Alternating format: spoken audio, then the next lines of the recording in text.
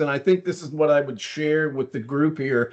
Yeah, all that stuff I do. You know why? Because I went through all that stuff, right? Like many of us, I have dealt with all of that stuff. I'm a person in long-term recovery, and I always talk about the big five of my, my behavioral health challenges. It kind of matches the big five of stigma too. But you know, if you've had trauma, particularly childhood trauma, but any trauma, if you've been homeless, if you've been justice involved, and I certainly have been all those, and I have a serious addiction to, well, it used to be black tar heroin, and today it's, I'm dependent on, MAT medication assisted treatment med. And I've been taking that for 25 years. And, I'll talk a little bit about that as we go through this, because it's relevant in the context of working in recovery residences and what that looks like, because it's kind of the Wild West yet. And I've been off and on homeless, for much of the time that I was in active addiction, which is about 25 years. So all that stuff that's in my bio is just me, and half the group of folks that are here today. So anyway, I don't know why. I guess it's I'm still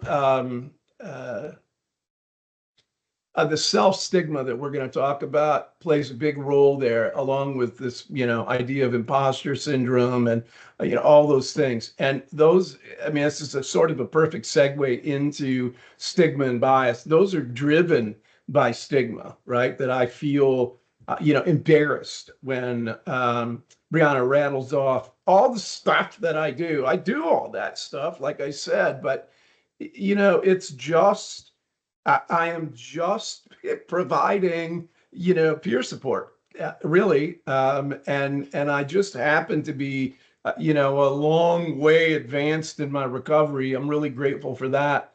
But because I do this work, there's a lot that I've learned that a lot of my brothers and sisters don't really have the kind of access to that I do. And it's why I'm in front of you. I'm taking these theories and we're putting them in reality.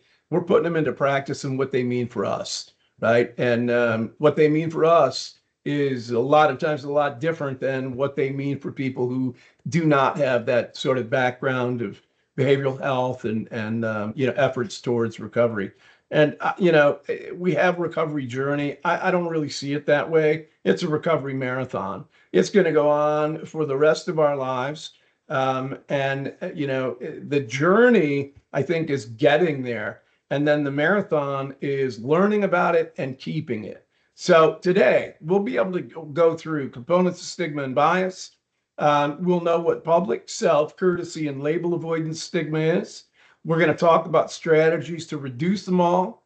We're going to be able to tell people exactly why substance use stigma is different than other stigmas, and it definitely is.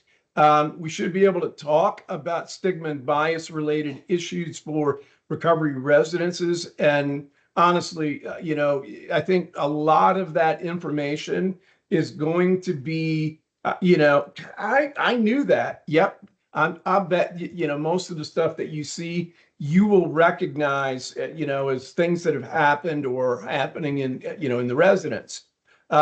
We need to talk about that subculture involvement piece.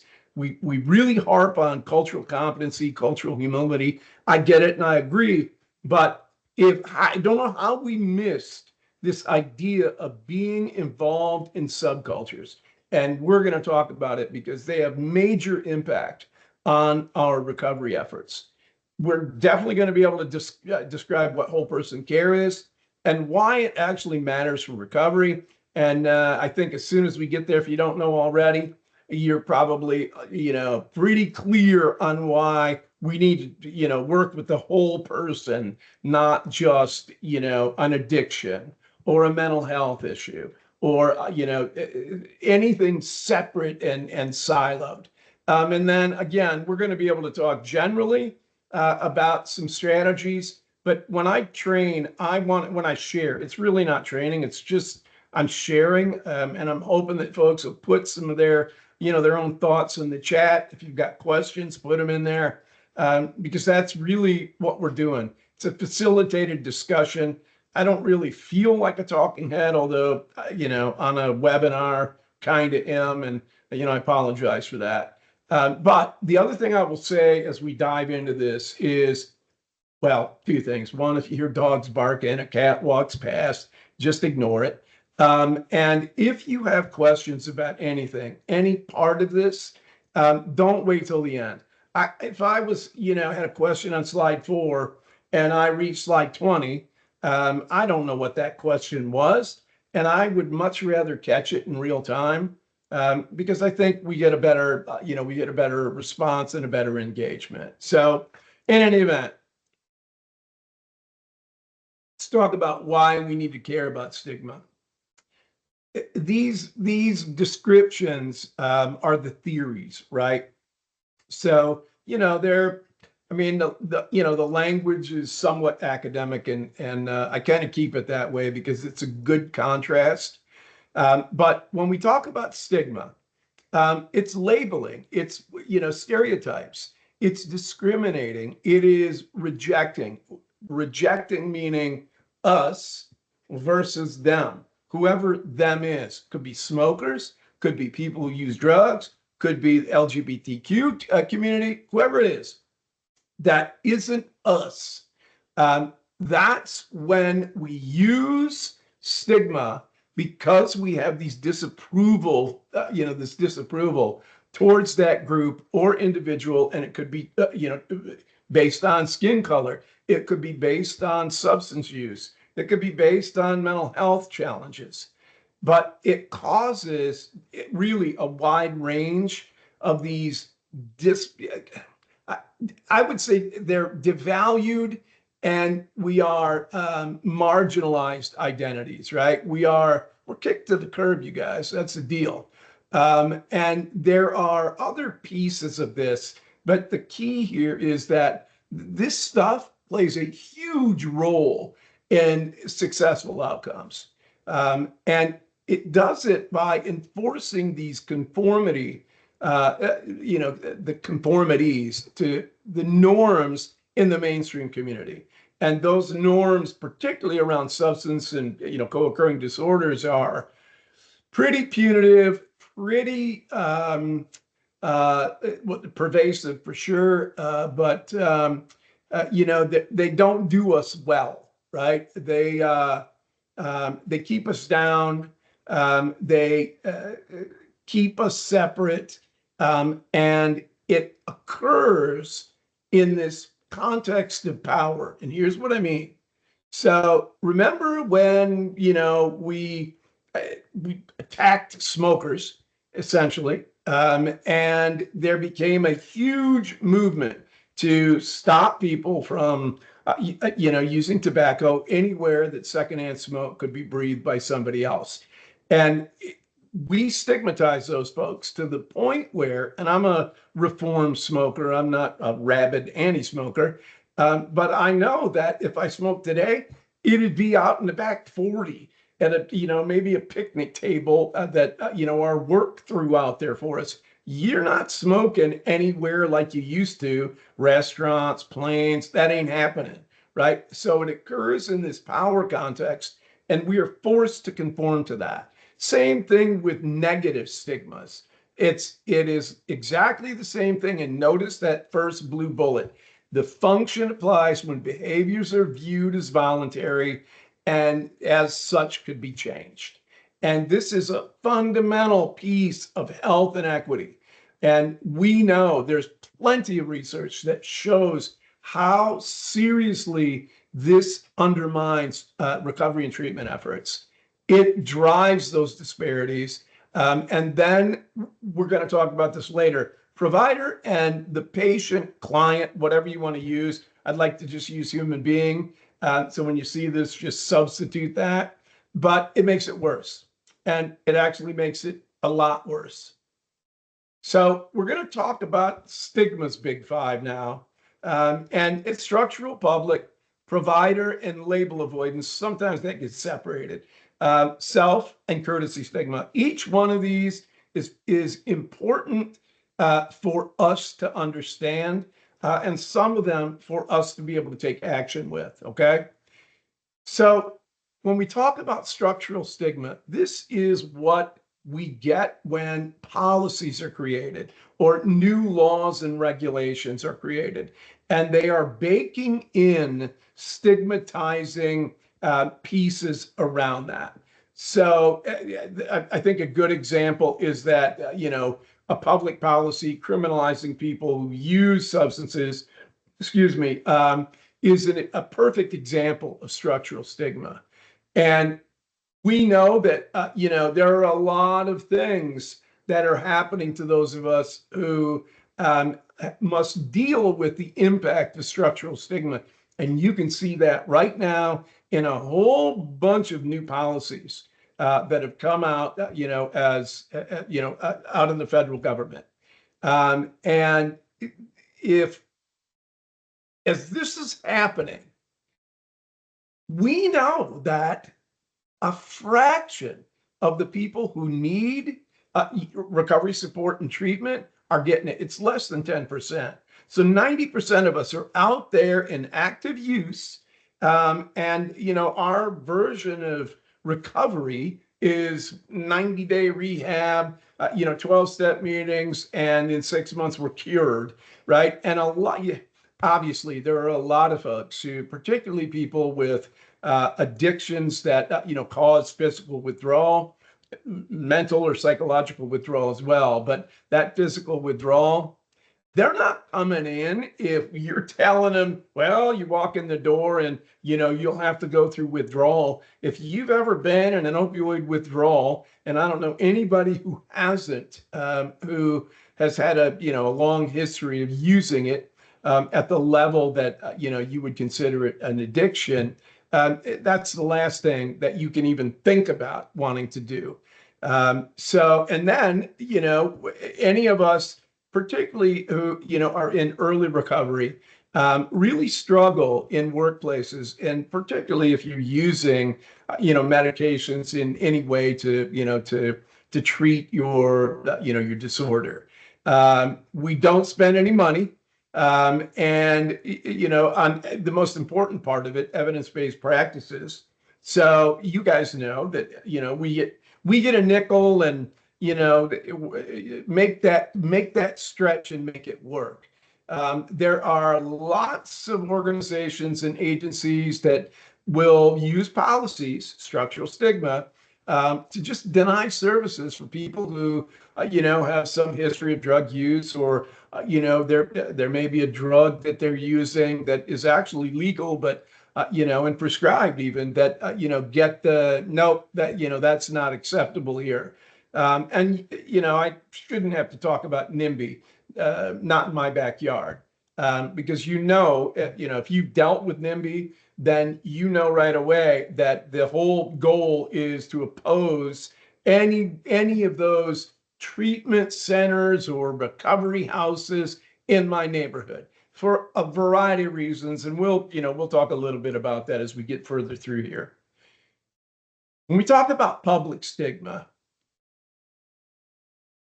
this is where the public takes these negative attitudes and beliefs, and they put them forward to do exactly what this title says: reject, avoid, and discriminate.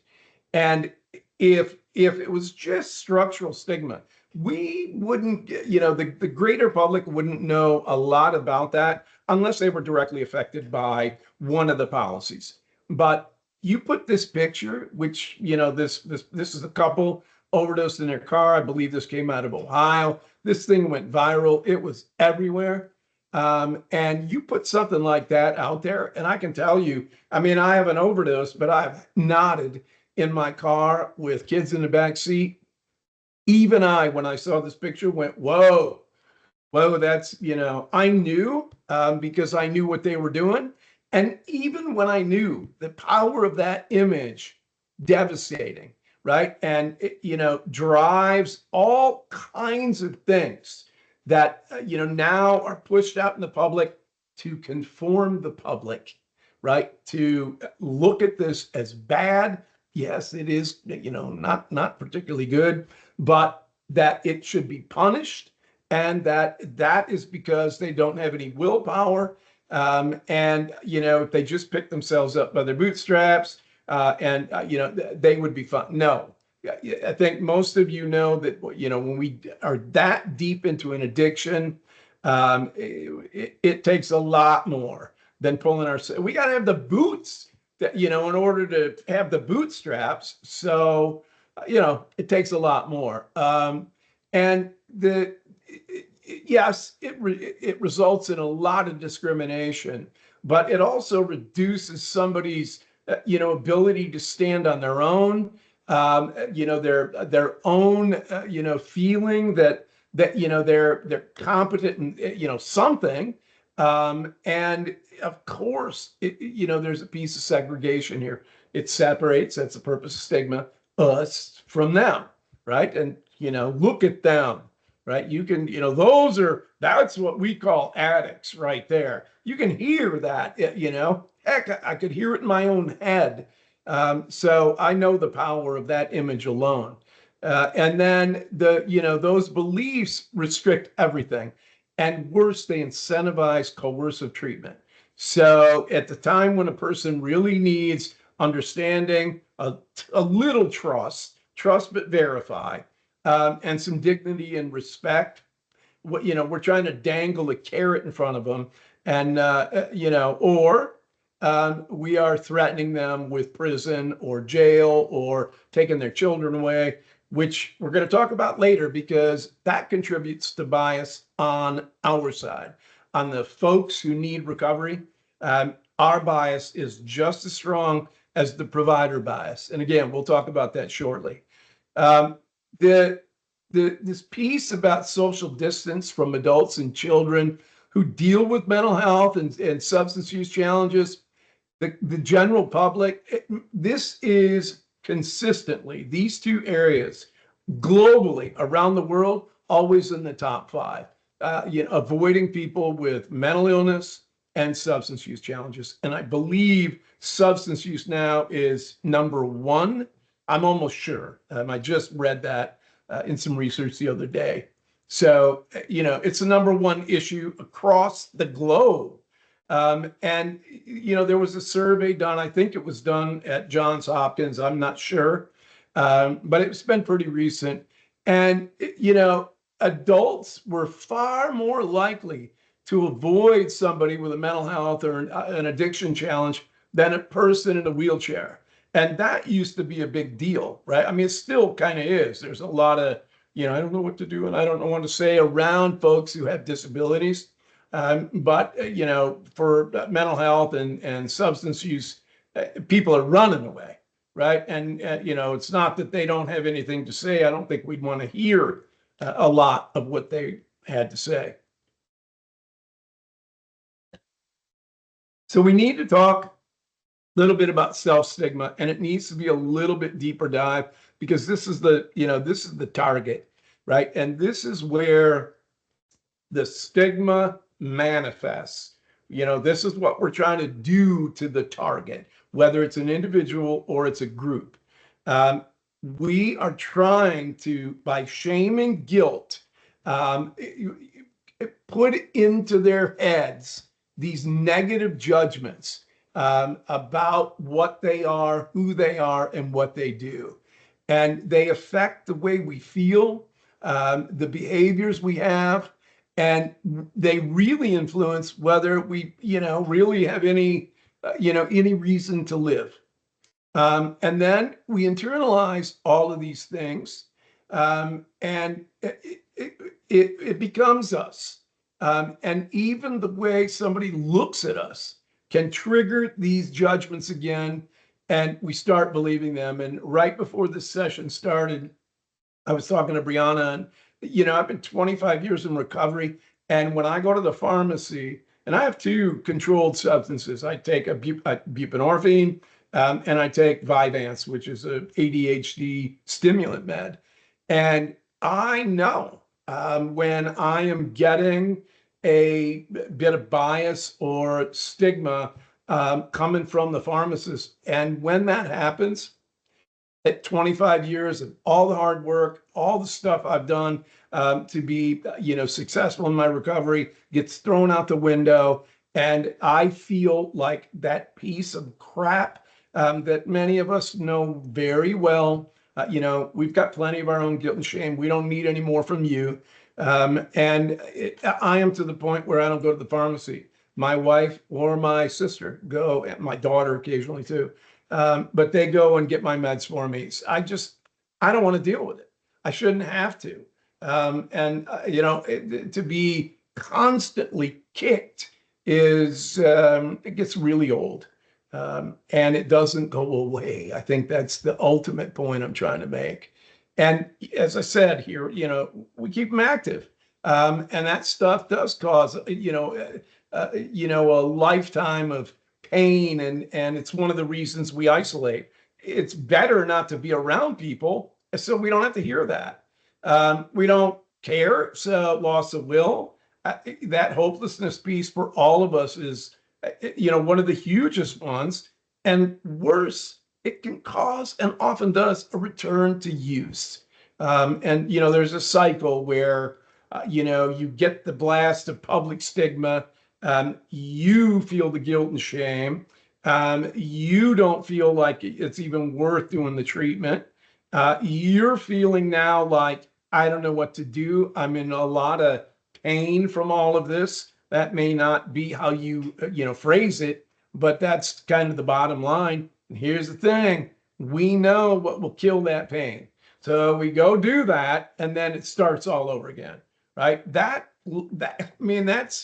been the story of most of my, addicted, probably the last 10 years out of about 23, where, that happened to me all the time, of return to use, because I just couldn't take that stuff.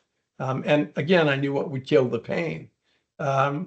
It doesn't stop. Stigma doesn't stop people from doing the things that they don't control. And, I think about an opioid or a methamphetamine use disorder and the brain changes that occur that essentially strip away the ability to control that. It's a major barrier to recovery efforts. I'm going to talk more about that. Just heaps that shame and guilt to the point where recovery doesn't matter. And it stops us from getting access to resources that would support our recovery, like jobs, right? Like housing. So, of course, it now it just keeps widening the inequities that, we already face around, trying to enter recovery, trying to end substance use. It gets, less and less money, policies that add stigma, and, keep that stigma alive. And we know with self-stigma, reduced hope, low self-esteem, our symptoms may get worse. Relationships are really hard. It's very much likely that you'll leave treatment. And, you're probably going to have more difficulties at, a job, if you can even get a job. So connected to this is what's called courtesy. And then there's label avoidance stigmas.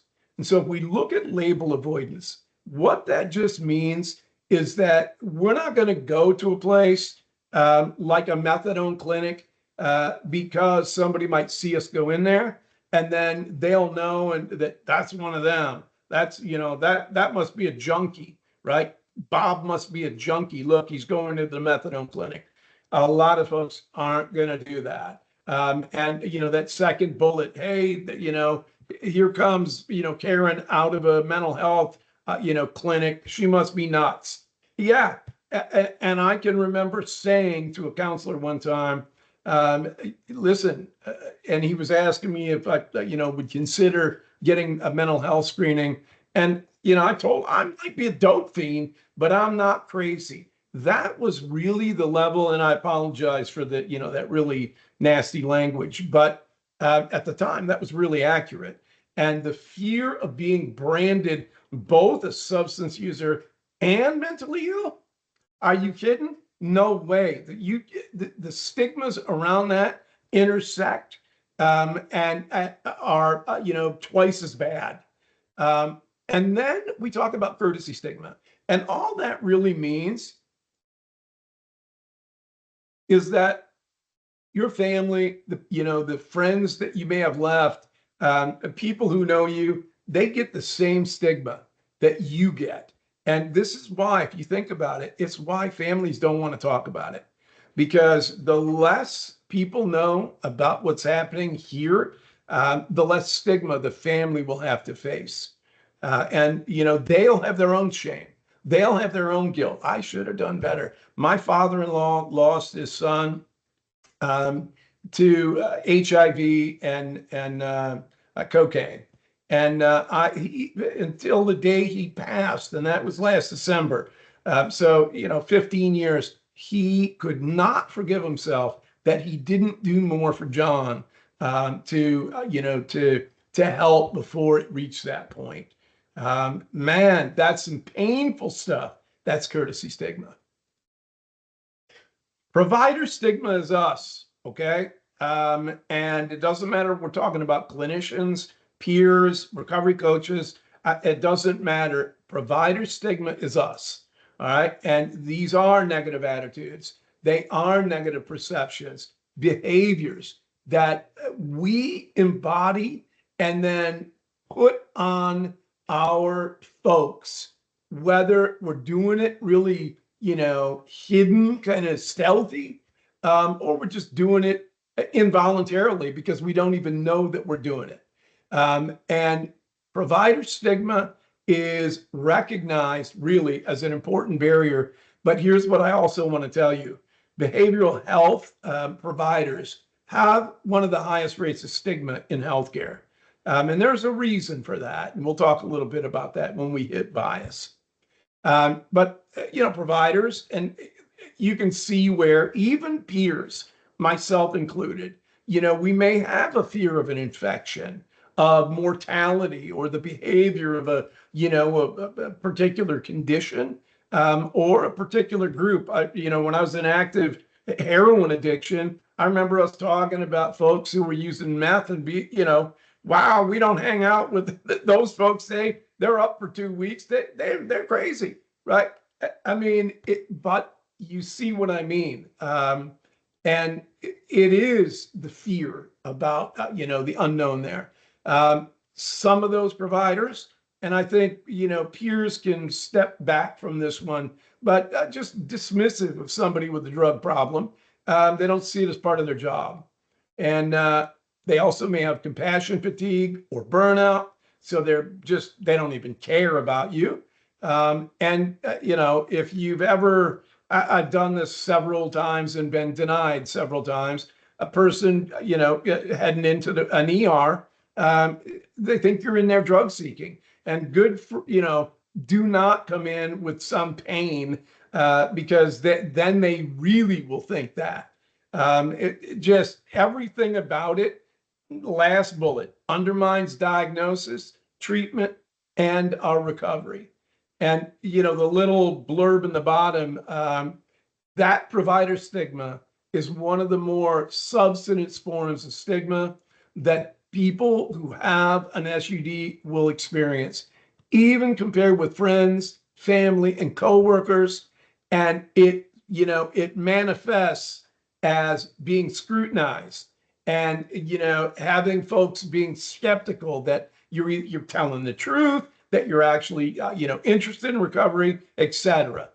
They refuse us treatment. We get substandard or it's really delayed. Hey, there may be an opening in, affordable housing in 6 or 8 months. Are you interested? Well, actually, I'm interested today. And 6 months from now, I may not even be alive. And if I am, I may not be anywhere near this particular location. So, provider stigma really impacts those of us trying to access recovery. in ways that driven by bias and keep us from coming back. And again, when we get to bias, we'll talk about why that happens. So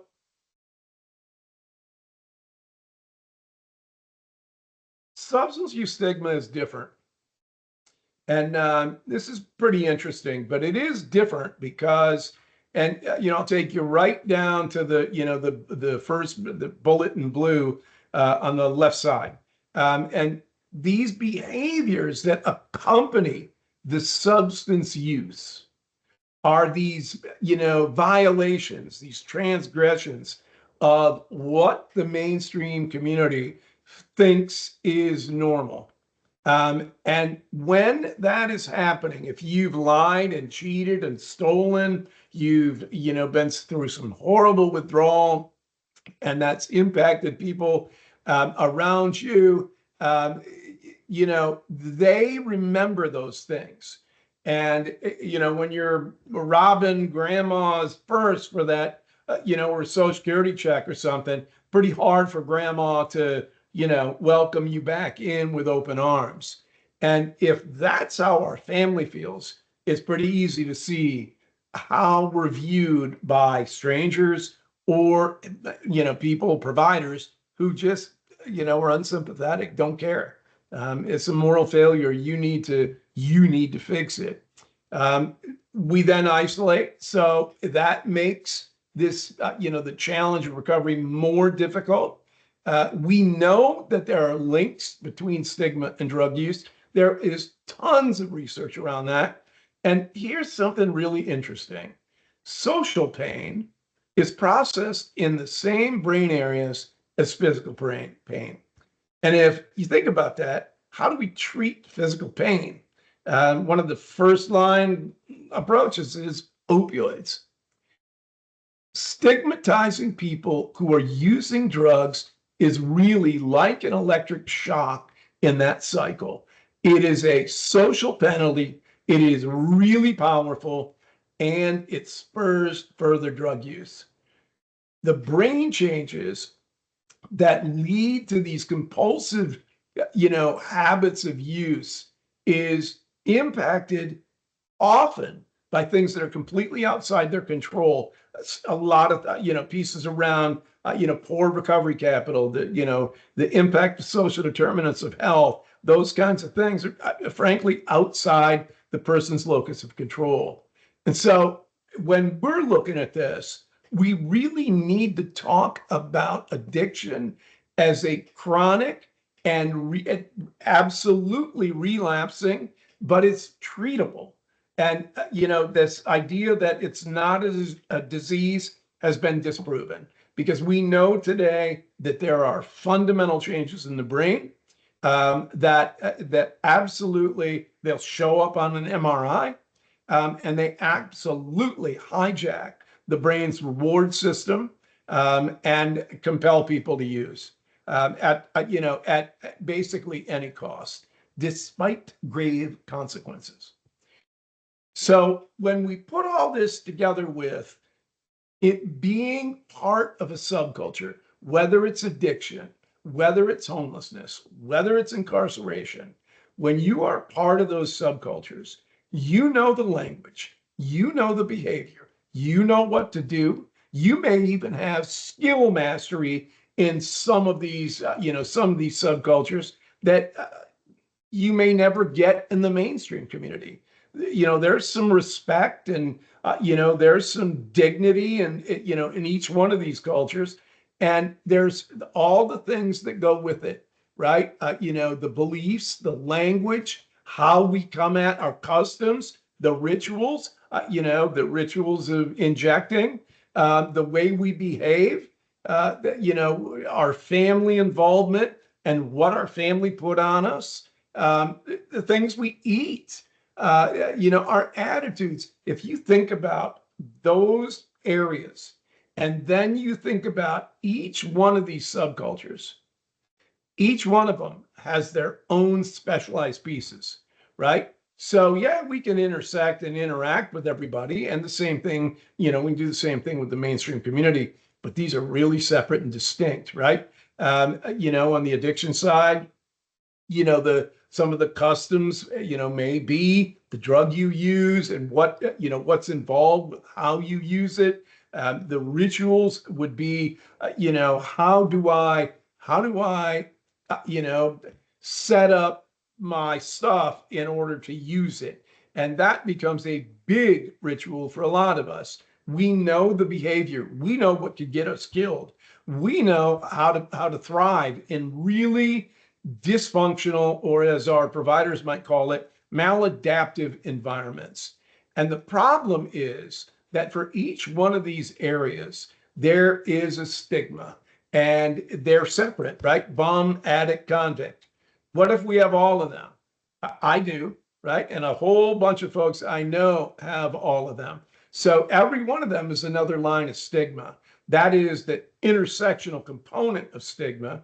And if you add color, gender, your sexual status, those are more layers of other stigmas that sit on top of it.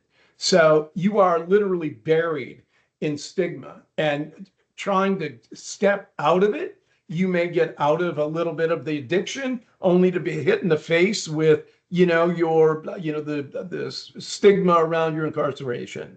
It feels endless, right? And in many ways, it is extraordinarily difficult to pull somebody out of even one of them. Think about it. This is your community, right? The mainstream community,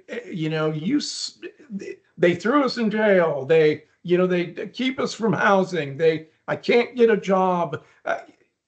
But in this community, the behavior we have is welcomed, often celebrated. And so you can see how easy that pull is when you're having a really crappy day, trying to, do your recovery work in the mainstream, and, you've just been beaten down, because that's going to happen. It definitely will feel like it happens more in early recovery. But as I said earlier, listen, pharmacy, I get it, right? So we really gravitate to where we're welcome. And remember, the deal about stigma separates us from them. Well, in our culture of addiction, we separate us from them. And we create all of these things around us to exclude people, to make sure that we know if they're part of the culture. This is one of the reasons I talk about those of us who are peers, provide coaching, do direct service work. We've got to be able to speak the language. Not talking about just going right into a bunch of drug slang, but it's how we establish cred, right? I mean, that's where our cred is. It's in understanding that subculture. And I don't think we thought about it that way. But, once I did, it was like being hit with a brick. And to this day, this is still a pull. If I heard, I'm going to really age myself right now, but if I heard Humble Pie play 30 Days in the Hole, I would be right back. I mean, I hear just two chords of it, and I would be right back in that, that I love that song. I still love that song. It said everything about me at that time, right? Back when I was in active addiction. It doesn't today. But when I hear it, I'm taken back there. Here's the difference.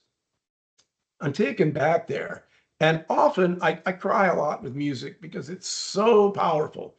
And it played such a role in my life while I was in active addiction that almost all old classic rock songs will hit me. And my wife asks me all the time, why do where does that take you? What incident does it take you to bring those tears?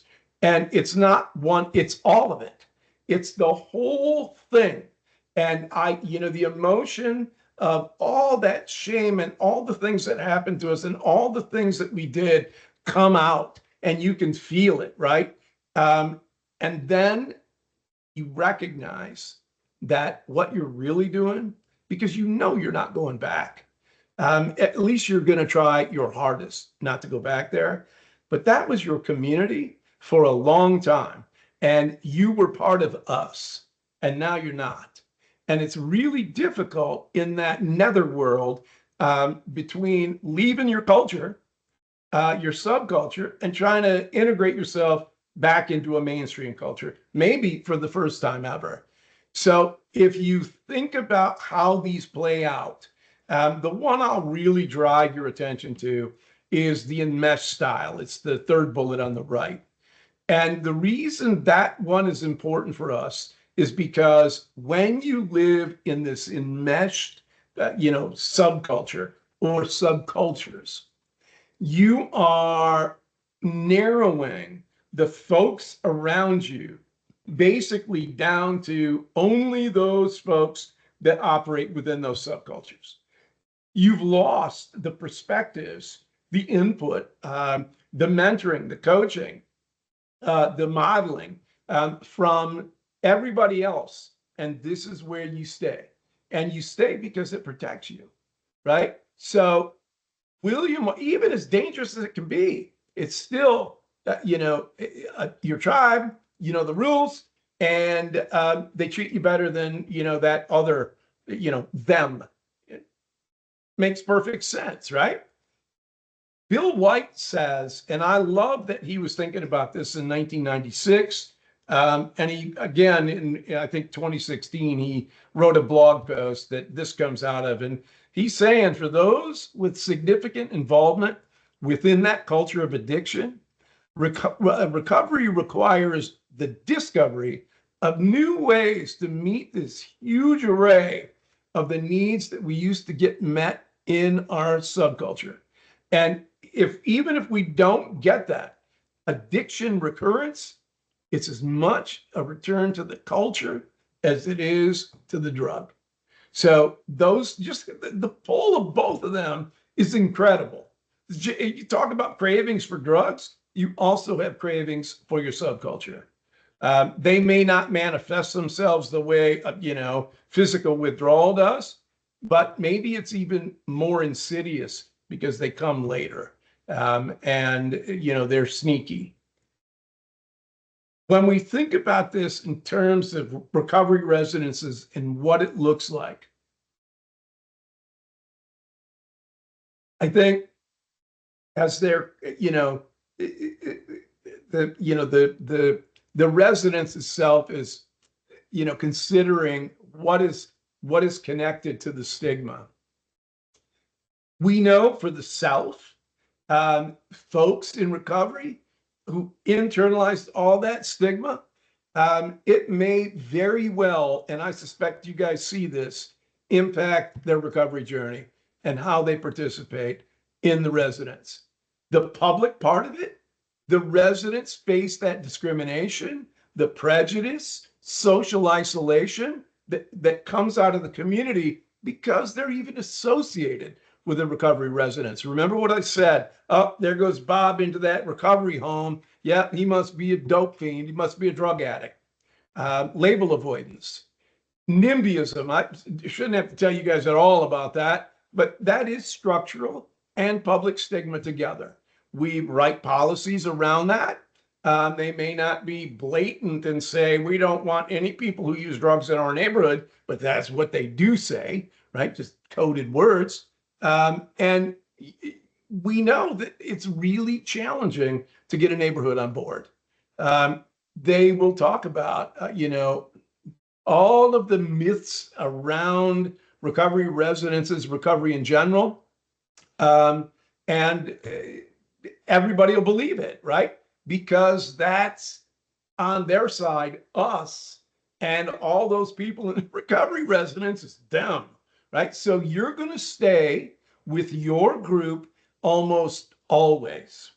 And what your group is going to do, even if you don't believe it, often you will conform and you will follow the herd. Because in your tribe, back when you were in active addiction, you pretty much did the same thing. So we know too that there's an impact on the use of MAT, and because there's so much stigma there, and it's baked in, it can be policy, it can be that structural stigma level, it can just be public stigma and how the perceptions are of people who use MAT and whether they're in recovery and all the things that are said. And there are some today, and I think this is growing, where recovery residences really are, they're embracing, they're figuring out ways to deal with.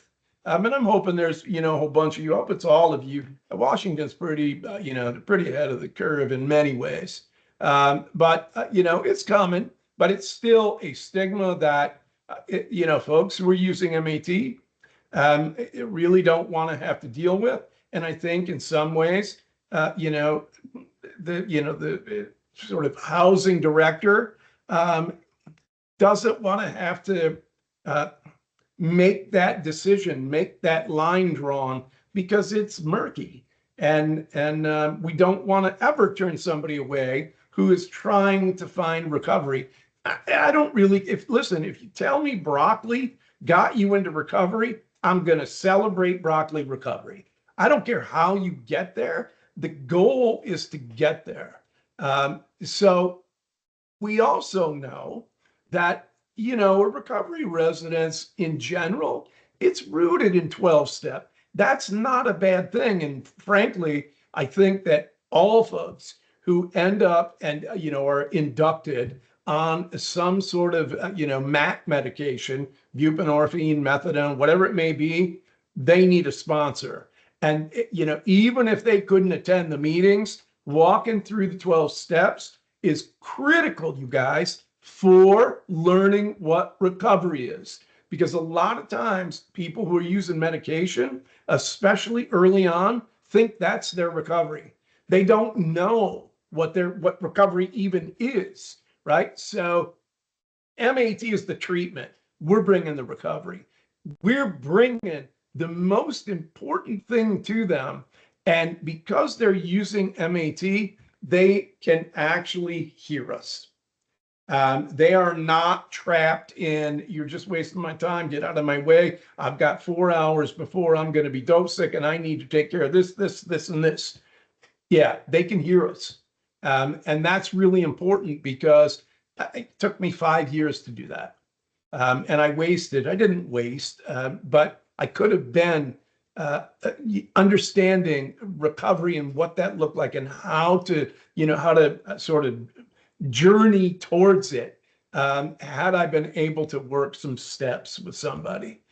So we know too that we should be looking at evidence-based practices, and the access to something that's FDA approved as a medication shouldn't be a huge issue for a lot of us. I recognize some of the challenges around, the folks using, and this being a potential trigger for other folks who, are taking a different pathway. I get that. And at the same time, what I also understand is whatever your pathway to recovery is, we want you on that. We need you on that. That's the bottom line. So again, however they get there, I'm happy to see them going there. We know that, a lot of this is around moral failings and, the cultural norms of pulling yourself up by the bootstraps. And here's the other piece that I think is important for a lot of us to understand. Recovery coaches are focused on the individual. I just had this conversation with my housing director this morning. And so the recovery coach is focusing directly on direct service to an individual in any way that they can support them around recovery. When we start talking about a recovery residence, we not only have to consider the individual, but the house and the rest of the folks in it. And again, I think I'm singing to the choir here, but it is the difference. Listen, it's nothing personal, right? I am in the position where I have the responsibility to support recovery for 9 people. And, as one person, my priority is going to be for the organization. The recovery coach might say, my priority is supporting this person. Got it. And I think about this as sort of a almost benevolent dictatorship. You're controlling the house, and you've got to have, you have to have policies. You have to be, you've got to have ways to carry out the, the effort and the support to access and remain in recovery. And sometimes you're making tough decisions. So if this is ringing true for any of you, and you're really wrestling with the MAD issue and any of that, I think it's really simple to weigh it in that sort of cost benefit kind of analysis, and what's best for the house. Having said all that, I really encourage you to consider those of us who have used MAT as part of our recovery journey. I can tell you now, I wouldn't have been able to do what I've done without it. And I know that because in the last 7 years, I actually started on methadone. I came off methadone for 5 years. I did a medically supervised withdrawal and ignored mental health. Too much stigma. And 5 years later, I was about to lose it all. I hadn't relapsed, and I don't think that's really where I was headed, but my mental health was destroyed. And I finally stepped over that stigma. I got my mental health, a diagnosis I trust and believe, and I went to medication. And the medication, I don't manage my feet on that, right? So that's one of the worst things that you can give me is just free access to, drugs of any sort, because I'm still of the mindset that more is better, right? I even do that with Advil. So I have to have control. Sorry, guys. I got to be in control of that. And if I don't use a doc to manage that, then we're in trouble. So I got my diagnosis, started the medication, and returned to a super low dose of opioids because it was very clear that I had really damaged, over almost 30 years of opioid misuse, my ability to produce dopamine. And the day that I restarted on buprenorphine, the next day my wife said, "Oh my God, it's like night and day. And this is the person that I fell in love with."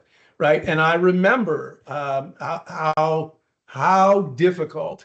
It was the closest I've ever come to being fired since I've been in recovery. It was serious. And so I know I'm not even interested in trying to ever come off it again. It'll be a lifetime, just like my high blood pressure meds, no question. And probably my mental health meds as well. So in this serious addiction time, right, when we're, really hammered, we're not, enjoying this. And I think anybody in here who's ever had, a long-term opioid or methamphetamine, addiction knows this. It ain't pleasurable. We're just trying to stay well. That's it. And we don't care what the consequences are. And if we're stigmatized by our providers, of course it reinforces it, because it just doesn't matter. It doesn't matter. You think I'm bad now? I'll run it till the wheels come off. You'll see what bad looks like.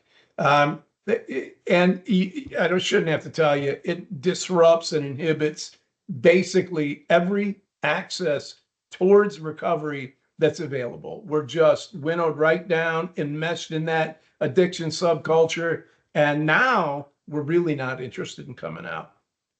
So how do we get beyond this stuff? Well, there's a few ways, and I'm going to give you the, this is what you can read. Just Google it, and you'll probably find most of this. And then we're going to talk a little bit further down about, some I think more intensive ways to come at it. So we do want to, do stigma education, and it's not ever one and done, right? This is one of those trainings that should be done twice a year, and it should be done by one of the targets of that stigma. When we do it that way, we know that it's twice as effective as just having somebody else come in and talk about stigma. We need to remove the labels and the images that have stigma attached to them, and that's not always easy to spot.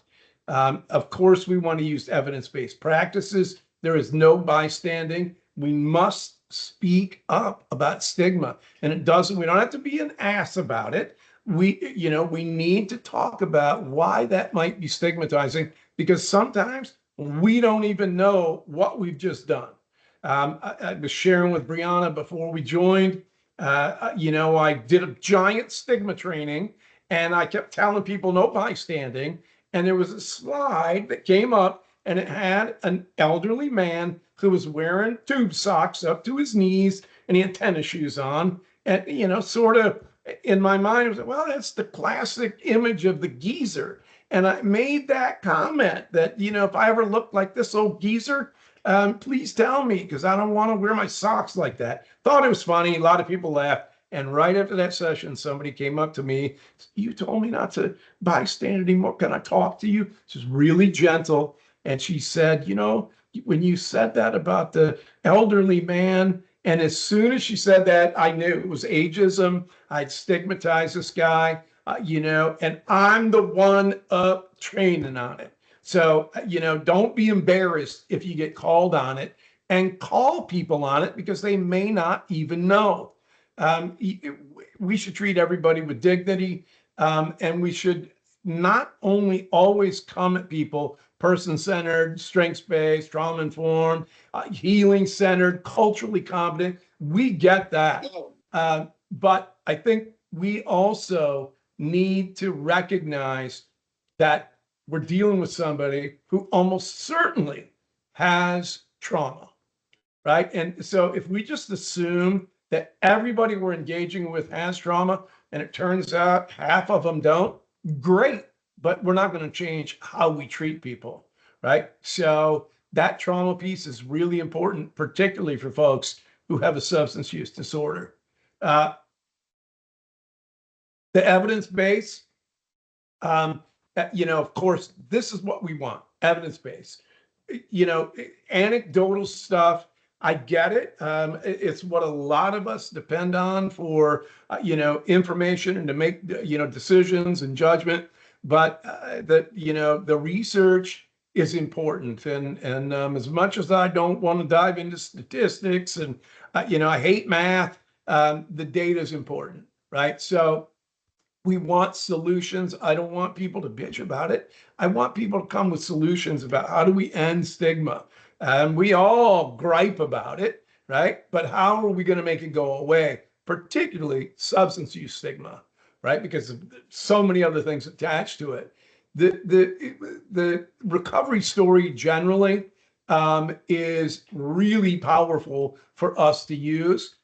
The devil is in the details, and the devil is don't provide all the details, right? We want targets. We want, pieces of our recovery story that get to the point without having people think, they're just reliving the good old days. That's not at all what we're doing. But at times, a recovery story can get pretty graphic, and not be connected particularly to anything in the training. And I don't want anybody to think that there's anything wrong with that. But what I am saying is we've been doing that for a long time, and we have more power when we can connect our involvement, our efforts with the theories that the providers, the larger community may be hearing about, but don't really understand, doesn't make any connection to them. We're the connection. We show them this is how it impacted us. This is what it did to us, right? And we're not looking for sympathy. We're just explaining to you, this is why we didn't come in for treatment. This is why, we left treatment early. I already said trainings that we deliver twice as powerful, and we must do refreshers. Got to do refresher trainings.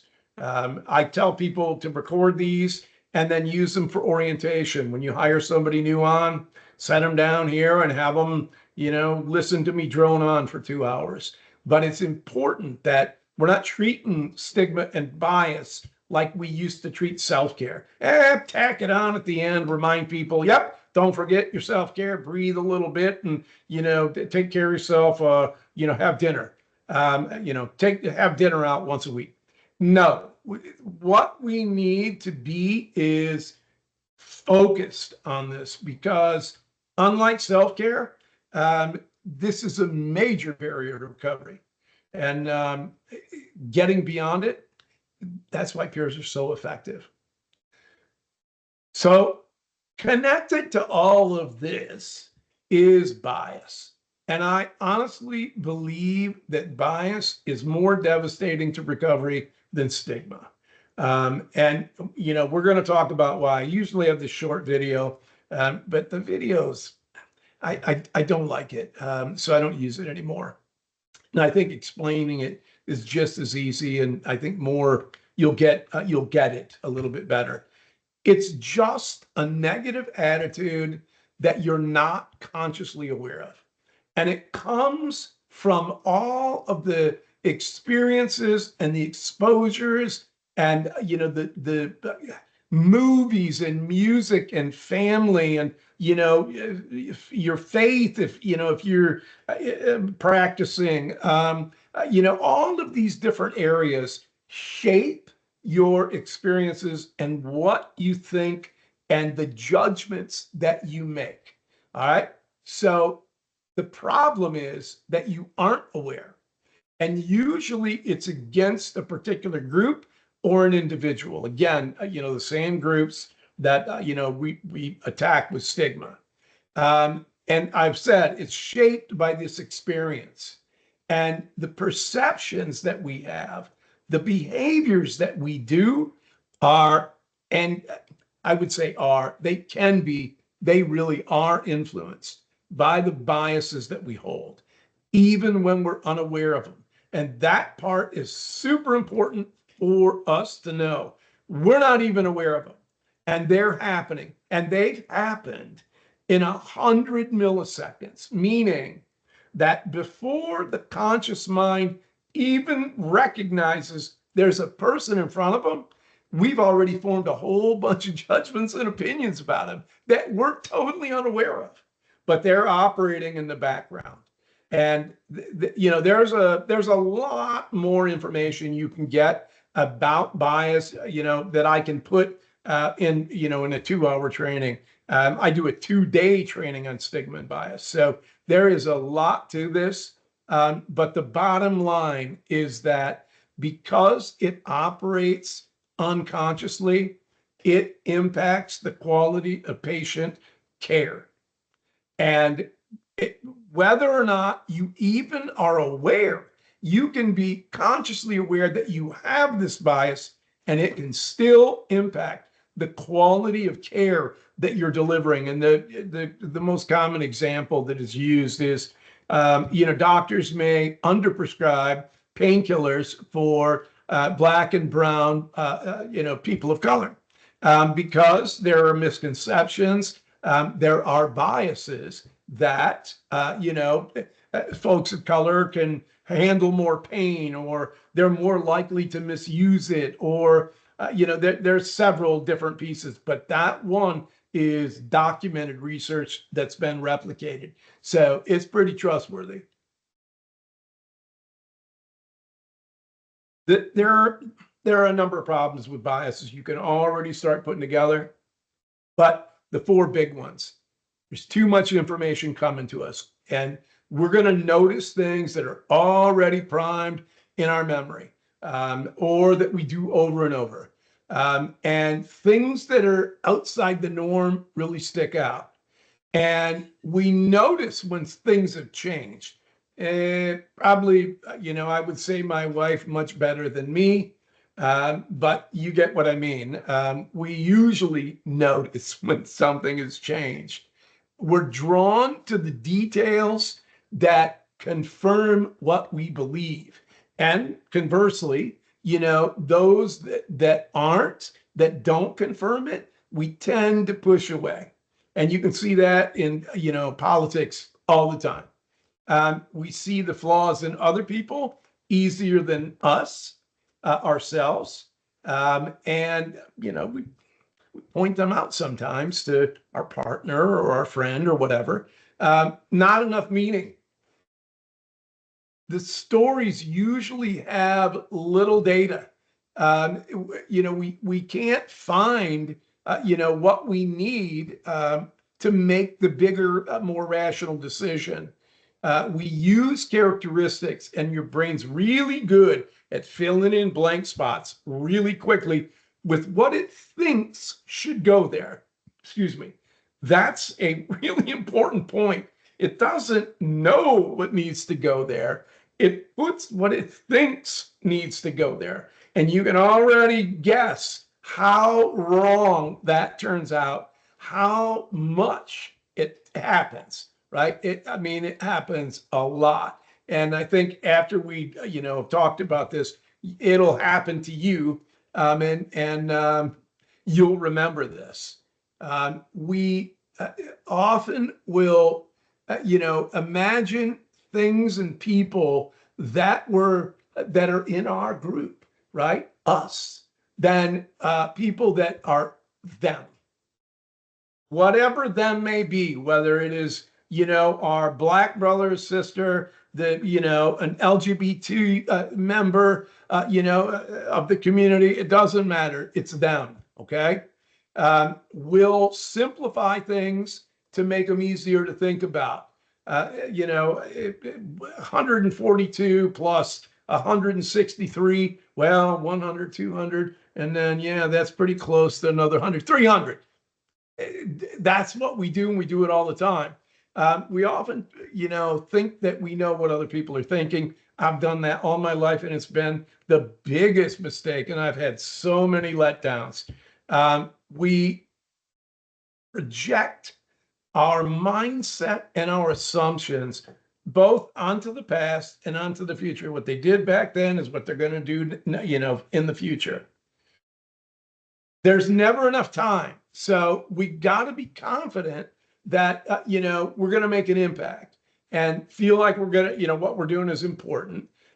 So we favor what's happening right now, the relatable thing, in front of us. And if we're going to get anything done, we're motivated to complete things that we've already invested time and energy in. This is one of the reasons, if you've got a really difficult task, this big boulder, you lift that big boulder first thing in the morning. It's the first task that you have, whether it's crappy paperwork or cleaning the bathroom, whatever it may be, do that one first, at least get started, because you're more likely to go back and finish something that you've already started than you are, oh my God, that boulder's still sitting there. And, more and more anxiety comes. We want options that are simple. And we need just the facts. We don't need a bunch of options that we're going to have to weigh. We're in a hurry, right? So we need this right now, and this is the decision we're making. We don't have enough memory. So we edit, we reinforce, some of the memories. That's why I said when the brain, is filling those slots, it is what it thinks is supposed to go there. And that comes out of your memories, and it's wrong a whole bunch of times. We generalize. We do that all the time. If they did it back then, they're probably going to do it later. That's generalizing, right? We throw away the specifics for those generalities. We bring events, things that have happened, right down to the key element. And we need a bigger context. It's the whole idea, whole person care. And then we store our own memories differently based on how we experienced them. So once again, when our brain tries to fill those gaps, it's using things that come from our perspective of our memory. And our memories, I don't know about you guys, but mine is absolutely untrustworthy. And it's because my trauma history, my drug history, all of the things, my mental health challenges, all those things play a role. There are four big truths around this too. And, we don't see everything. We often filter out really useful and important information. I particularly do that when I'm reading. Our search can conjure illusions. And, we imagine details filled in by assumptions and then build meaning and stories around this reality that isn't there. When we make rapid decisions, they can be really seriously off. And, we tend to, we're going for what we can get done. So it might be unfair, might be self-serving, might be counterproductive, might be all of the above. And then the memory reinforces those errors. And, the stuff we remember for later makes all the systems that we just talked about more biased and more damaging to how we're thinking through, right? This is why I say bias to me is, worse than stigma. At least with stigma, we can identify it, we can start to deconstruct it, and we can reduce it. I don't think we'll ever make it all go away because it's sneaky and it evolves, but we can kick it in the rear. That we can do, and we've proven that, right? We've got some pretty good data about stigma campaigns that actually work. And why does this all matter for what we're doing? Because we're talking about the impact on our recovery, and I'll leave treatment out of this, although it's definitely part of it. But the trauma, the stigma, all come together with us, those going for services, and them, or really us, the providers, and them, those coming to us for services. We all together have all these things, and we deal with all these things. The only difference is that, on our side, those of us who, are looking for recovery, we have our biases that are, focused on the provider. And it's easy to understand this, right? A provider and a client, both trauma survivors. The provider picks up secondary vicarious trauma, may have their own direct trauma in their past, and the lifestyle and the history of the client, the person we're working with. Often that's direct, and there's almost always secondary, particularly if you've been incarcerated. Both have created their own biases, and it's based on their own past and, the recent experiences they're having with each other. And that provider might see recovery as unlikely because they've been doing this work a long time and they really haven't seen a whole lot of people recover. Well, that's because a lot of us, when we enter recovery, we don't want to talk about it because we know the shame and guilt that comes our way because of it. But the provider then may also determine who's worthy of these services and who's not. And through all that, could have been rude, disrespectful, accusatory. I've had all three, probably a few more. They may be perceived as treating people differently, just based on skin color, based on drug use, based on the type of drug used.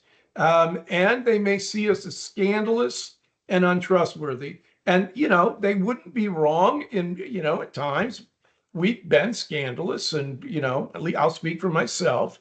And I was not very trustworthy. I can say that too. We, on the other hand, we might see the provider as an adversary that harmed us in the past, based on the promise to help us. And then they took our kids and they threw us in jail. They blocked us from all kinds of work possibilities. That sticks with us. That forms for us our own biases because those are our experiences with providers. And then you bring those two people together, a provider and a client, and you bring them together in a big power differential. The provider has tremendous power, particularly if they're working with somebody on parole or probation, or could be 5150 to back into mental health care, whatever that looks like. You have, as these folks are coming together, and both of them are trauma survivors, and one has that massive power differential, that is the recipe for trauma activation. The person, the client, me, you, are in a position where great harm could come our way. What if they violate me? What if they're going to tell my probation officer X? All right, I could go back to prison. That is hugely traumatic, and it's outside the locus of that person's control. And that piece right there is key. When it's outside your control, it's almost guaranteed to have a trauma reaction. And the provider is in a very similar boat. And as they're starting to engage, both of them are hypervigilant. And, that just means that they are on high alert for, things that could create the fight, flight, freeze response, or flop. There's another one. But you're both hypervigilant. And when that happens, you are releasing trauma, hormones in your body that are getting you ready to either run or fight. So you're shutting off the grown-up in the head now, and both of you are coming at it from emotion, and bias and the trauma that are on both sides now clouds our judgment. It impacts how we're going to participate with each other, and it affects the quality of the care that's delivered, because we may not be able to convey to a provider the type of care we need because we're too busy, bitching about, excuse my language, but what they did to us in the past. And the provider may be thinking, well, you guys never really enter recovery. I'm not even sure I believe in recovery. I can really understand how that gets out of control, right? And for me, it has. And if you put yourself in the position of, being, in some capacity working in the recovery residence, you're a trauma survivor. The folks you're working with are trauma survivors. There are going to be dueling biases. Now you're in recovery. There is, a bias forming towards people who aren't, right? It's just, it's not your fault, right? It's not your fault. Everybody has them. They're never going to go away, right? We just need to make ourselves aware that we have them. So this whole person care thing I mentioned a little bit earlier is a really important piece for the way that we want to, one, deal with bias, and two, to take a hammer to stigma. And both of these areas, bias and stigma, are impacted by all of these pieces, right? Being person-centered, being trauma-informed, don't stigmatize, being racially just, housing focused. We are recovery oriented.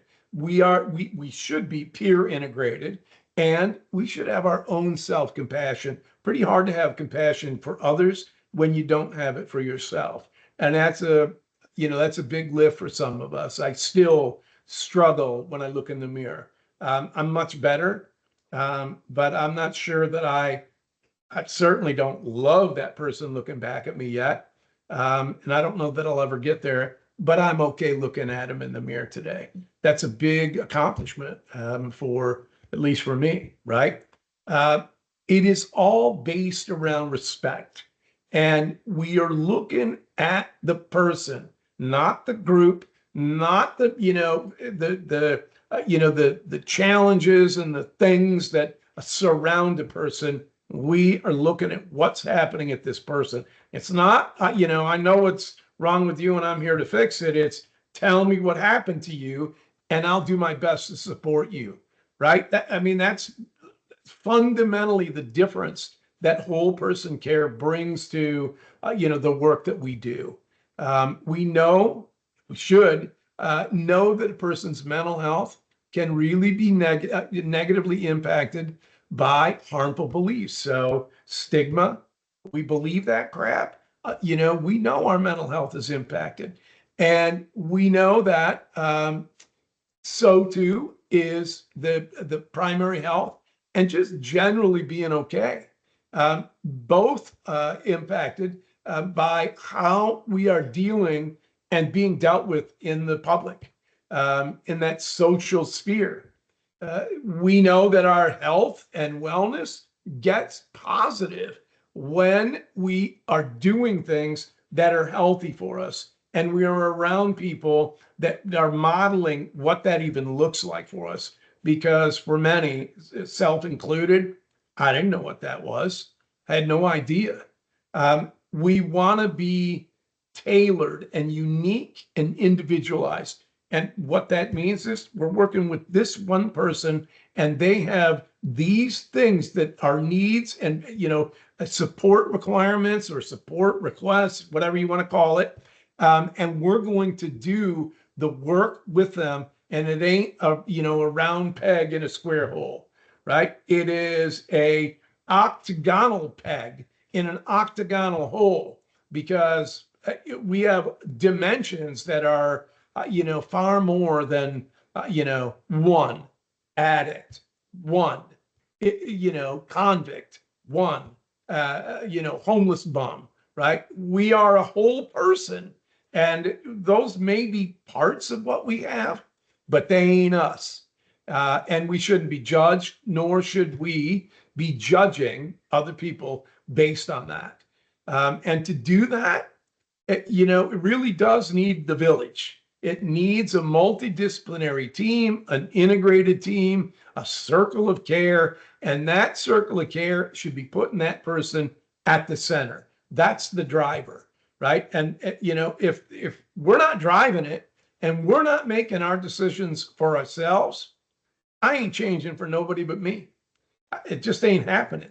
And I'll tell you I'm going to change, and I might try really hard, but I'm not going to try hard enough most of the time to actually make that change, because it ain't for me.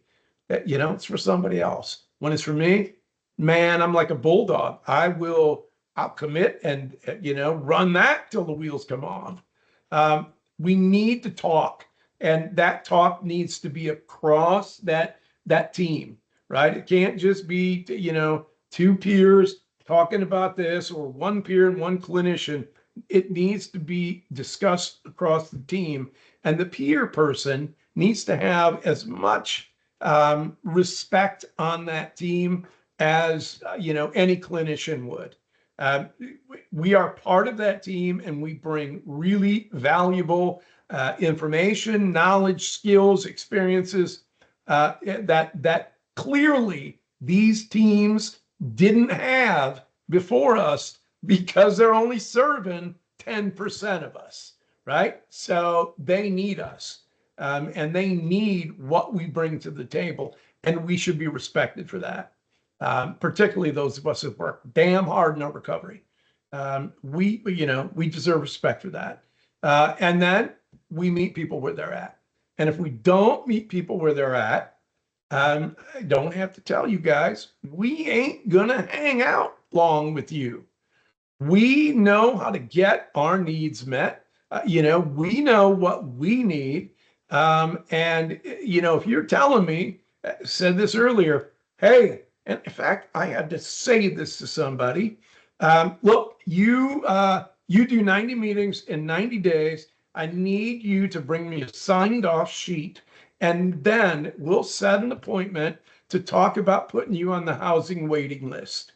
So we're asking this person to go 3 months in their current situation, and then set an appointment. That could be 2-3 weeks out. Maybe they could drop in and catch us. But, and then we're going to have this conversation about putting them on a waiting list. I would never be back and that guy wasn't, right? I mean, it's worthless to us. Tell me what's going to end my dope sick today. Tell me where I'm going to put my head today. Tell me where I'm going to get some food today. Those are the things that were on my mind when I was out and just running chaotically. Those are the things I needed. I didn't need a conversation about housing, not yet. I had to be well enough, to hear those conversations. So sorry, guys. So we are. Sorry, I just want to make sure. Okay. That approach really involves, reducing harm to the extent possible. And whatever that looks like in your community, I think you folks know it's all over the map. And harm reduction is what the community is, going to agree on is harm reduction for your community. So in whatever way we can reduce harm, we should be doing that. We should, as I said earlier, that person needs to drive this treatment and recovery plan, not be told what it's going to contain. It's great to get suggestions. I deal with this every 6 months. I meet with the social worker. We go over my plan for 6 months. It's probably been the same one for about the last 7 years now, but we check in on it, right? Every 6 months. We do address these physical, mental health, psychosocial. I've got medication. I don't need a therapist right now, but I'd certainly go if I did. And my physical health, I treated my blood pressure, treated my hepatitis C, 65 years old. My cholesterol is great. I'm living healthy. And I have addressed all of those issues to the extent that I'm living the most productive and satisfying life in my community that I can. That's the goal for all of us, right? It's what we all want. And I think I have been restored to maximum functional capacity. Could I have done more had I not, spent 30 years in the addictive subculture? Probably. But I'm not disappointed with what I've been able to do in recovery. In fact, I'm thrilled. I'm thrilled that I'm even alive because, as I think a lot of you know, most of us die 25 to 30 years earlier than the rest of us, or of folks who don't have our histories. So the care, and we talked about this in the last slide, but that trauma-informed healing centered approach, it's a must for all of us. I need it. I need it just, dealing with my family. And all my family understands that today. And every family that, is interested in supporting somebody trying to access recovery should know it as well. Of course, peer support is the only way I stay here. I already said I've used MAT. This doesn't mean that everybody gets MAT. Excuse me. It just means if it's appropriate, if the person is interested, if the residence that they're at is, allows it, all those pieces, that's whole person care. And you can see already that there are going to be some things that, some communities can't or don't have, particularly MAT in rural areas. But there's, as much as we can hit this model, we want to do that. There is that psychosocial, behavioral, piece around just kind of getting your life in a position where you're able to start taking the next steps.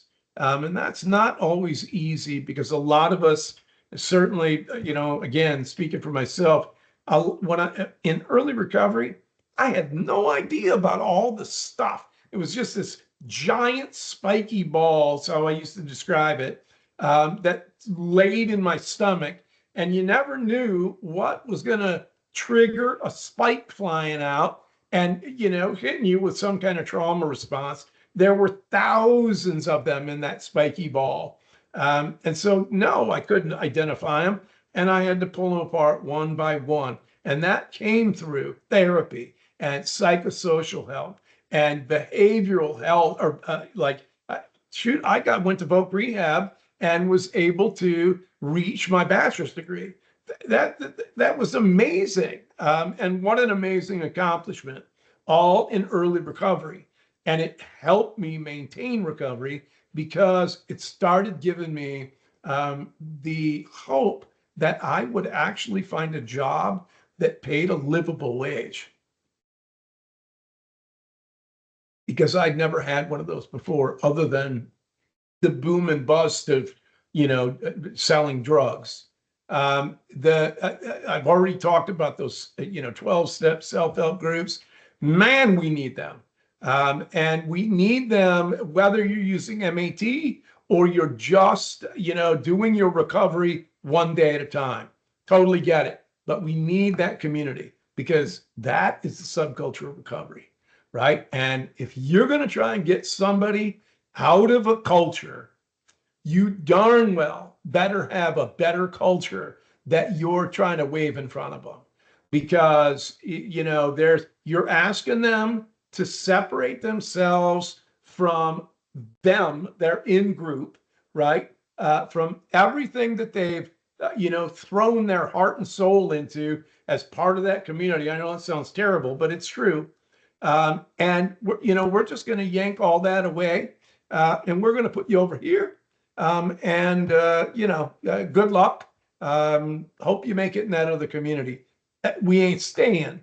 We're not even going. But those of us in recovery modeling this to people who really want to be here and just don't know how to get here, there's no greater power in supporting, our brothers and sisters who are still in the grips.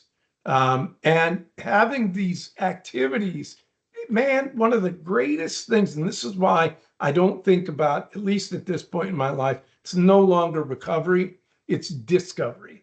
Because there's not much I really want to recover from the past, but what I do want to discover or rediscover is I want to go fishing. I want to be able to read again without nodding out or it having to be a textbook of some sort. I want to be able to take my wife to the movies, or go out to dinner, or go on I'm leaving in October for a giant camping trip. I'm actually headed your guys' way. I could have never done any of that in active addiction.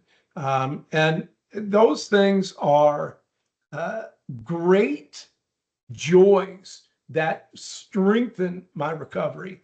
I think it's one of the reasons too that some of the RCOs, recovery community centers, that are offering, I think Phoenix does one that is, it's all about outdoor exploration, and it's a group of people in recovery. How freaking awesome, right? Wandering around the Arizona desert, and the Phoenix group is, I don't know, I think they're many more than what's in Arizona. But that is as cool as it can be for somebody like me. Somebody else may want to do the big quilting group. Don't laugh. My daughter is a massive quilter, and it's amazing what those guys do. Back then, I couldn't have cared less. Today, I got this beautiful bee quilt from my daughter that is one of the most special gifts I've ever had. So these things help us get to those satisfying lives. And all of you who, are, wandering around and, in the residence, you see this. The more we can get people, to enjoy this satisfying and productive life in the community, the stronger the recovery is. And it's when they take a stigma or bias kick, either in the teeth or in the ass or both, that we see what the power is of stigma and how it still separates us from them, right? It doesn't go away. And we're going to build a lot of this around their recovery capital. And, a lot of us come in, we ain't got any of this, right? I mean, no friends, no family, no money, no job. We may not have even finished school. We may have completely lost anything that was connected to our, original mainstream community. I grew up as a Catholic and, was left in, I don't know, 1990 or 1977, and never thought, about that again. And, I still don't think about it. It's just, disappeared, right? And combined with that are the impact of social determinants of health. And, if you're homeless, ain't likely that, you're going to be able to show up regularly for treatment or recovery meetings. You can't find a house or can't afford a house, or on the, in the ninth year of your waiting list. It's gonna play a role in, your recovery and generally your health outcomes overall. Transportation is always huge. A lot of us, when we left housing, we had arrears, we ran out on the power bill, and now, we're trying to restart, and we've got, $4,000 worth of money that we need to pay out before we can even, start talking about the potential to get the housing. Who's got that? I don't even have that today, right? Not laying around. Justice and legal involvement, even having access to, just a nice place to go hang for a minute, some outdoor space, or, standing on the, the bank of the river fishing. I mean, just access to things that bring us a little beauty rather than, some of the horrific environments that I've been in active addiction. And I think in some ways, access to a recovery residence fits that, because there is beauty and there is, there's hope, and there's a community there. There's a recovery community, a recovery culture, and it's strong. And as we model that to folks, I think, they see its value. You guys can tell because we're seeing those folks come in for treatment and recovery support. So what are we going to do with all this stuff? Well, we know that information overloads us, so we're going to filter it. We need to do it fast. We know that, if there's no meaning, it's really confusing. So we're just going to fill in the gaps with our memory, okay? And we try to attach it to, that sort of mental construct we have about what it should be.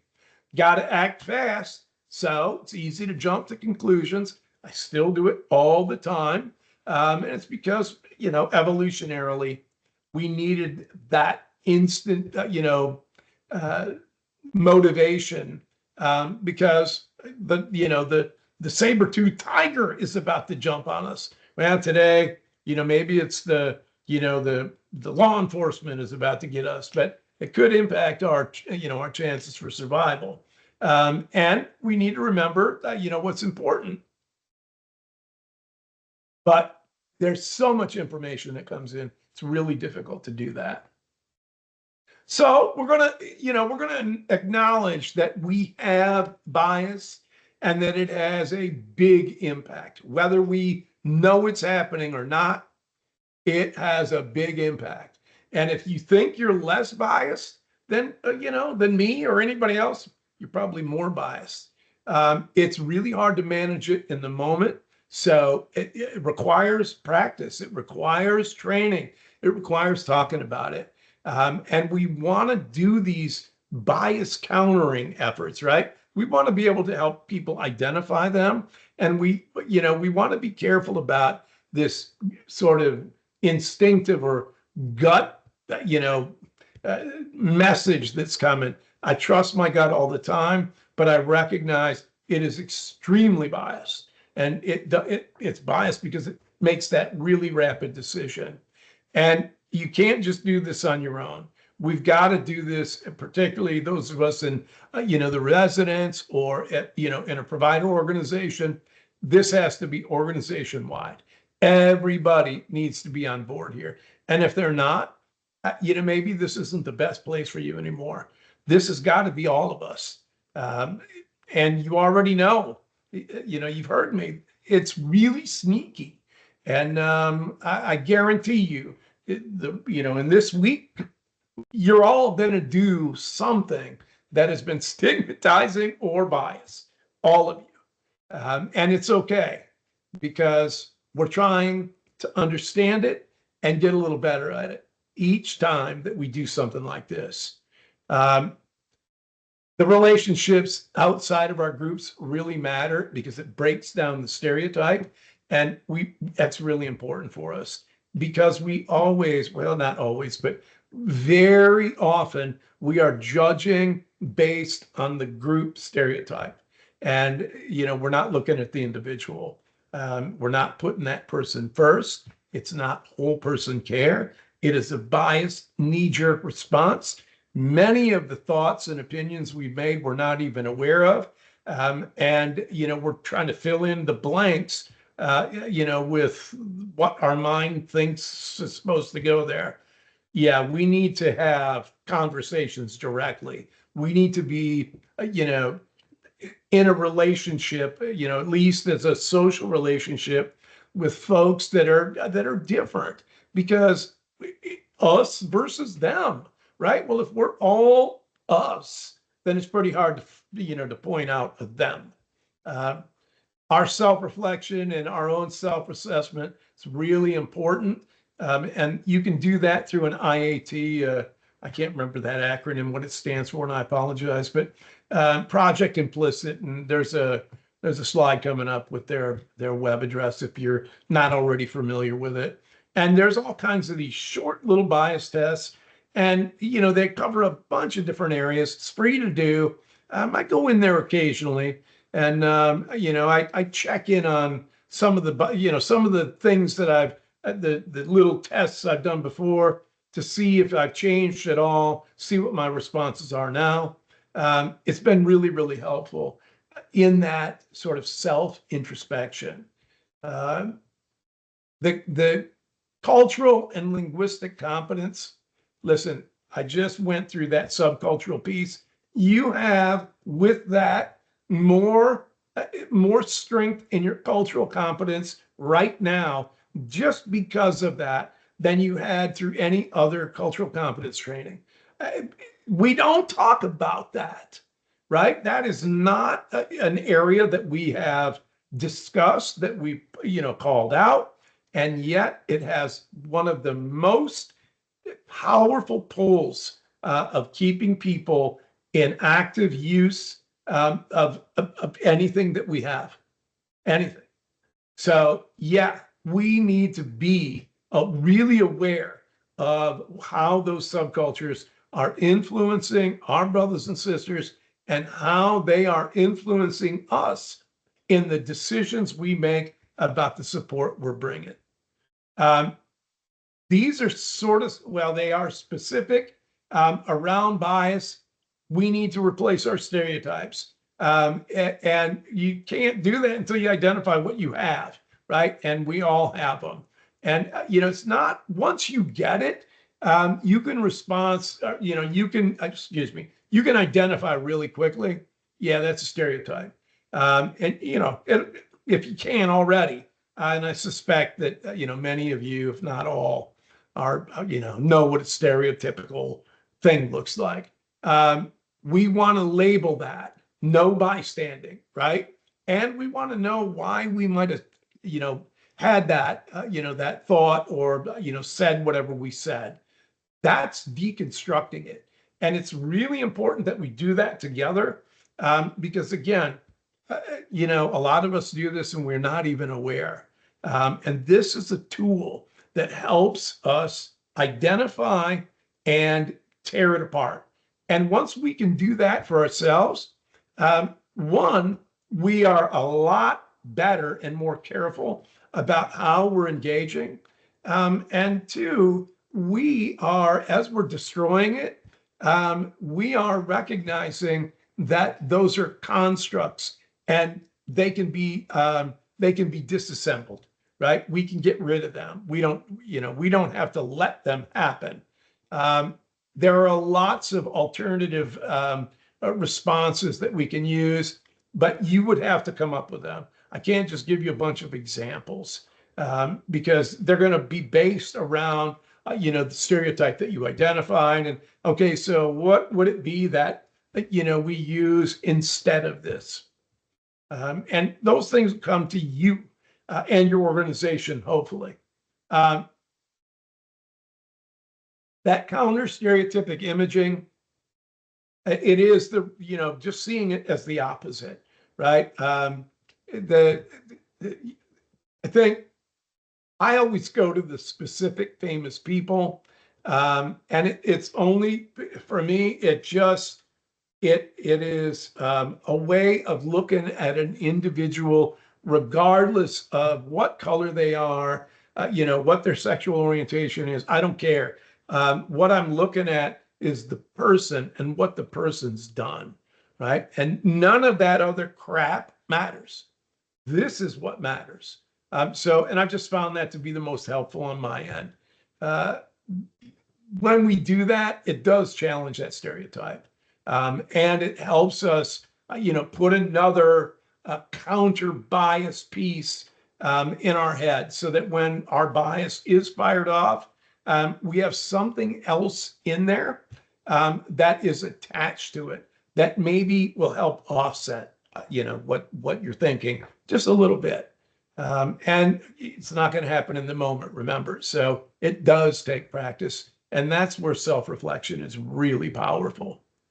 So the specific stuff around, reducing stigma, we're going to, use this individuation. We're going to focus on the person, right? And we talked a lot about this. We're going to do this sort of perspective taking, right? We're going to try to lessen these automatic responses we have towards groups. And it does involve taking a first person approach.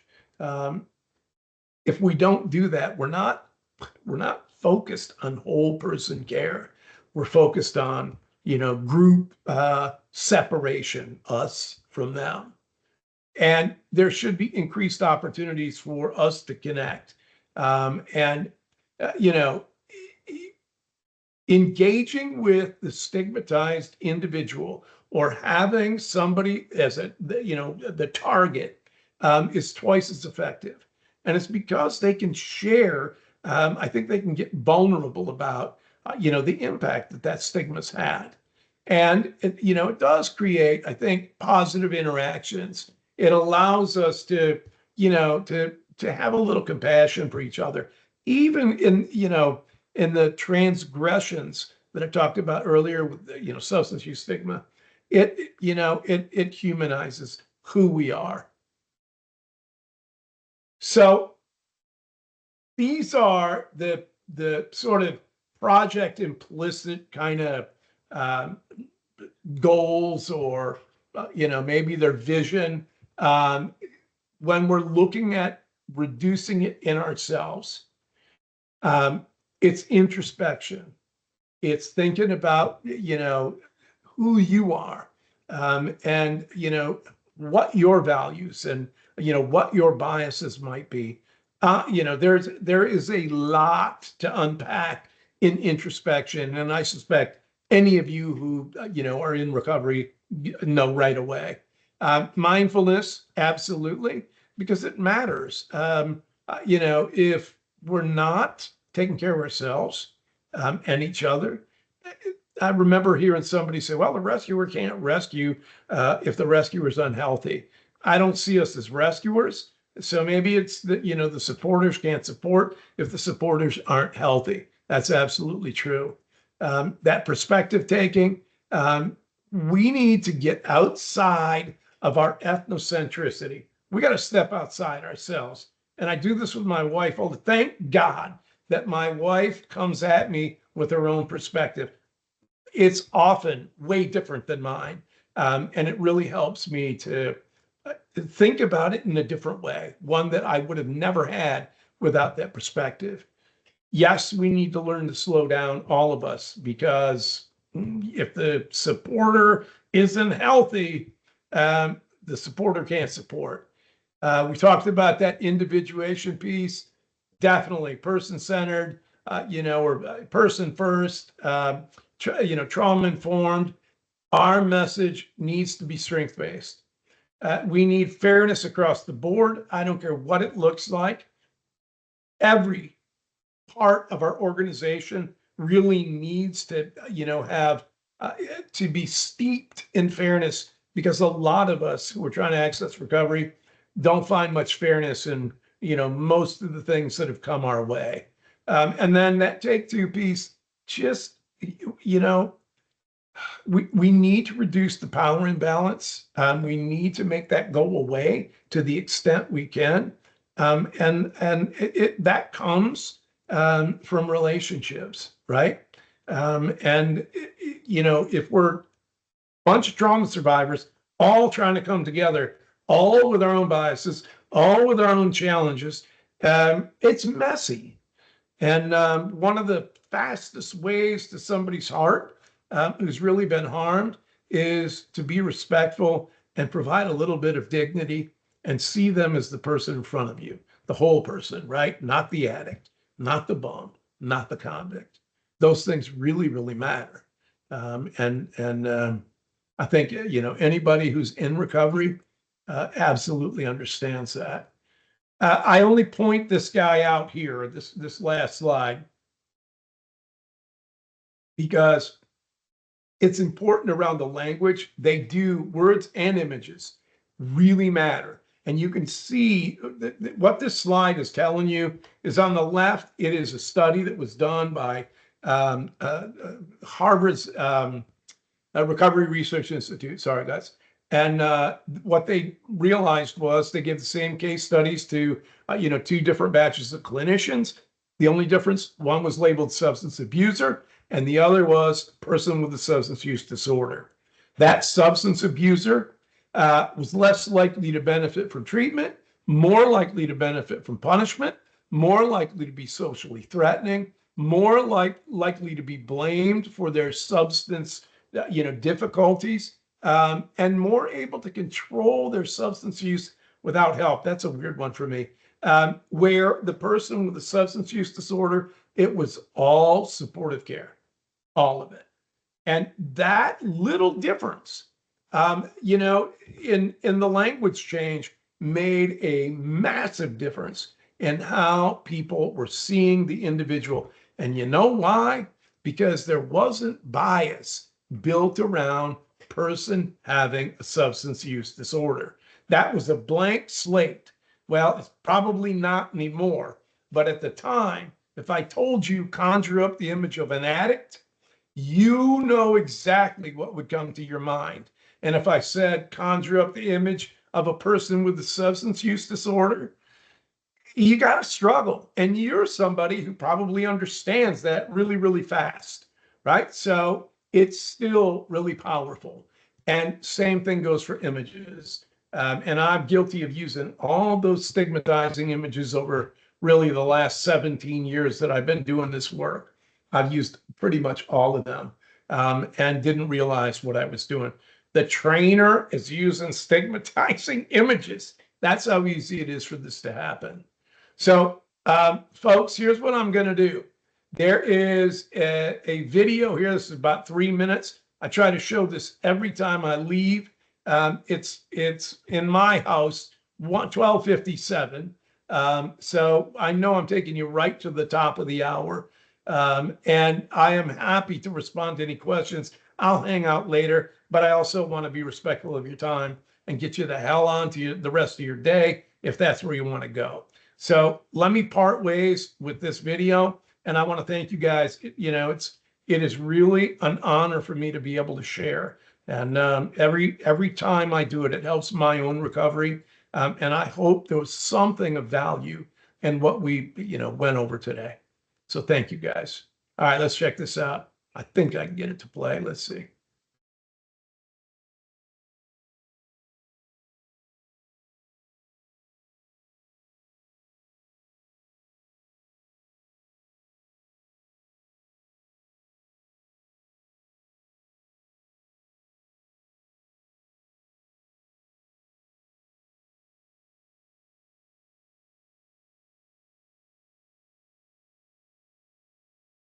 Perhaps. Sorry, guys. There's audio, we can't hear it, but we can definitely see the pictures. Doc, on it. Can you hear me? Yeah. I don't know. I told you, Brianna, Teams. So listen, I'm sorry. This is every time I see this video, I get tears.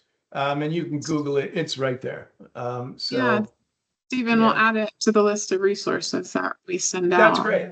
That's great. Thank you, Brianna. So yeah, of course. All right.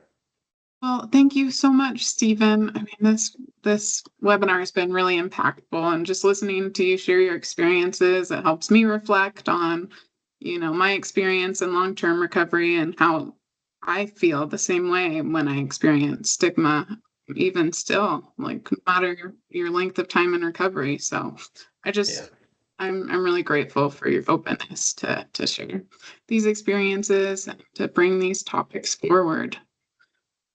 So that way we can bring them back into our recovery residences. We can continue the conversations moving forward. So thanks. You're welcome. And somebody was in here that was asking about a copy of the slides. So Tamra. So if you don't have them, I can send you a PDF so that you've got them.